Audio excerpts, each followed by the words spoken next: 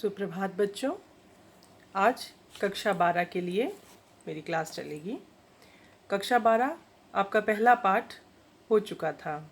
आज पाठ दूसरा होगा जिसका नाम है आत्मज्ञ एव सर्वज्ञ, अर्थात आत्मदर्शन, यानी अपनी आत्मा के जानने वाला ही सभी समस्त चीज़ों को जान लेता है। ठीक है, तो प्रारंभ करते हैं। गद्यांश पहला। याज्ञवल्क्यो मैत्रीम उवाच से प्रारंभ होकर उवाच नेति तक है। शब्दार्थ देखिए। उवाच मतलब बोले, उद्यास्यन अस्मि मतलब ऊपर जाने वाला हूँ। इस मतलब किससे ऊपर? इस गृहस्थ आश्रम को छोड़कर ऊपर के आश्रम अर्थात संन्यास आश्रम में जाने वाला हूँ। अस्मात् स्थानात्, अस्मात् यानी इस, स्थानात् यानी स्थान से, इस स्थान से यानी इस गृहस्थ आश्रम से। ततस्ते अन्या, ये ततः धन ते धन अन्या मतलब तो तुम्हारा इस। विच्छेदम संपत्ति का विच्छेद मतलब बंटवारा। यद इयम, यदि धन इयम मतलब यदि यह। तेनाहम मृता, तेन धन अहम धन अमृता अर्थात उससे मैं अमर। संदर्भ देखिए। हमारी पाठ्य पुस्तक संस्कृत दिग्दर्शिका में संकलित यह गद्यांश आत्मज्ञ एव सर्वज्ञ पाठ से उद्धृत है। अनुवाद।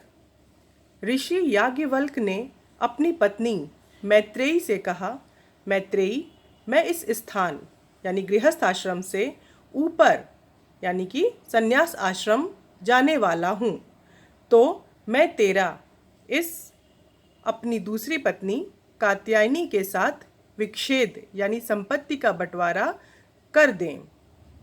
तब मैत्रेयी बोली, यदि इस धन से संपन्न सारी पृथ्वी मेरी हो जाए तो क्या मैं उससे अमर हो सकती हूँ? याज्ञवल्क्य ने कहा, नहीं। नेति। अब देखिए गद्यांश दूसरा है। यथैवोपकरणवताम जीवनम से प्रारंभ होकर अमृतत्व साधनम तक है। ठीक है, शब्दार्थ इसका देखिए। यथैवोपकरणवताम, यथा धन एव धन उपकरणवताम मतलब वैसा ही जैसा धनिकों को। उपकरण यानी कि साधन, और उपकरणवताम साधन संपन्नों यानी कि धनिकों का या रईस लोगों का। ना शास्ति ना धन आशा धन अस्ति मतलब आशा नहीं है। ठीक है, ये संदर्भ हुआ। अब ये शब्दार्थ हुआ। संदर्भ इसका पूर्वत ही होगा। अनुवाद देखते हैं। जैसा साधन संपन्नों धनिकों का जीवन होता है वैसा ही तुम्हारा भी जीवन होगा। धन से अमरता की आशा नहीं है। जैसे सभी धनवान लोगों का आध्यात्म की ओर से ध्यान ही नहीं है, वैसे ही तुम भी हो। तब उस मैत्रेयी ने कहा कि जिससे मैं अमर ना हो सकूं, उसे लेकर मैं क्या करूंगी? भगवान यानी आप जो केवल अमरता की प्राप्ति का साधन जानते हो, वही मुझे बताएं। याज्ञवल्क्य बोले, तू पहले भी मेरी प्रिय रही है और इस समय भी प्रिय ही बोल रही है। मुझे अच्छी लगने वाली बात कह रही हो। आओ बैठो, तुमसे अमृतत्व यानी अमरता प्राप्ति के साधन की व्याख्या करूँगा। ठीक है, अब आइए देखते हैं इसका तीसरा और अंतिम गद्यांश। ये प्रारंभ होता है याज्ञवल्क्य उवाच से लेकर सर्वम प्रियम भवति तक। शब्दार्थ देखिए।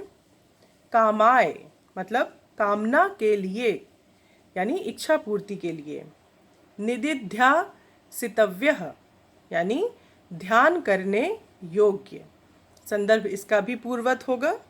अनुवाद, याज्ञवल्क्य बोले, अरे मैत्रेयी, पति की इच्छा पूर्ति के लिए नारी को पति प्रिय नहीं होता। अपनी ही इच्छा पूर्ति के लिए पति प्रिय होता है। अपने स्वार्थ से ही वह पति को चाहती अथवा प्रेम करती है। अरे ना ही पत्नी की इच्छा पूर्ति के लिए पति को पत्नी प्रिय होती है, वरन अपनी इच्छा पूर्ति के लिए पत्नी प्रिय होती है। ना ही अरे पुत्र या धन की कामना से पुत्र या धन प्रिय होता है, वरन अपनी ही कामना पूर्ति के लिए पुत्र या धन प्रिय होता है। ना ही सभी की कामना से सब प्रिय होते हैं, वरन अपनी ही कामना की पूर्ति के लिए सब प्रिय होते हैं।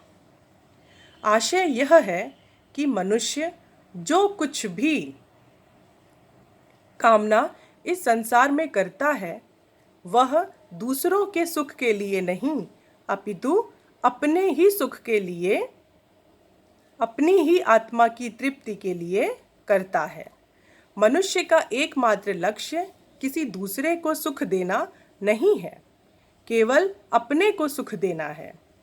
इस प्रकार आत्मा तृप्ति के लिए ही पति, पत्नी, पुत्र, संबंधी का हित चाहना अथवा उन्हें सुख देना नहीं, केवल अपने को ही सुख देना है। इस प्रकार आत्म तृप्ति के लिए ही पति, पत्नी, पुत्र, संबंधी आदि प्रिय होते हैं। इसलिए हे मैत्रेयी, आत्मा ही देखने योग्य है। देखने के लिए अर्थात यदि देखना हो तो उसके लिए वह सुनने योग्य है, मनन करने योग्य है और ध्यान करने योग्य है।